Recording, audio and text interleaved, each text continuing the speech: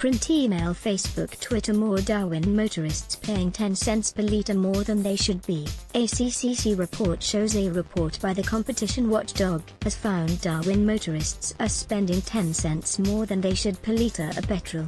The Australian Competition and Consumer Commission said the region's petrol prices had increased significantly and were above a long-term competitive cost-based price due to a lack of local competition and higher retail margins.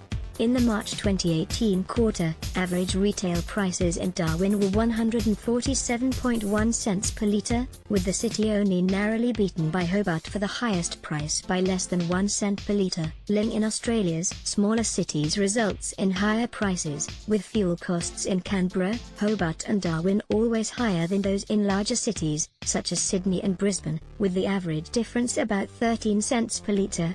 The report also found that Darwin's average petrol price in December 2017 was the highest in Australia, at 148 cents per litre, almost 13 cents more than Australia's cheapest in Sydney. Along with housing and food, transport is one of the top 3 areas families need to budget for.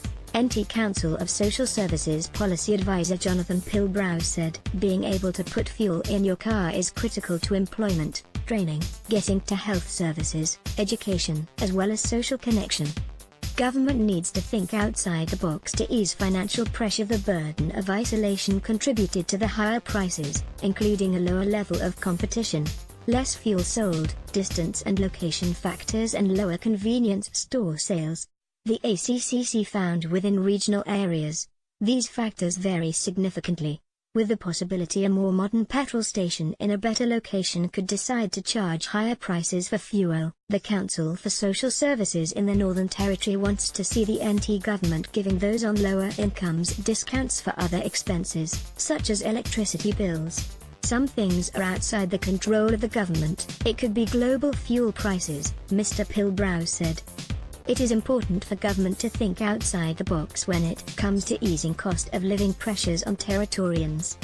The report found that greater range of prices suggested that a motorist's decision about where to buy petrol was more important than it was 10 years ago.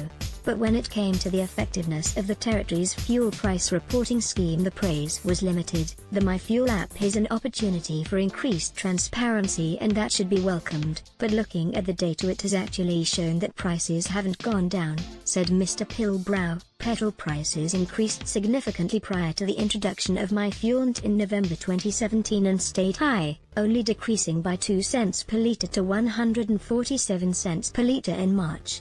The NT government brought out this petrol app last year and it's made no difference, and the main reason why is that we have a duopoly. We have basically 2 companies, Puma and United, running fuel in the Darwin region, and there's only one independent that sells fuel cheaper, said independent member for Nelson.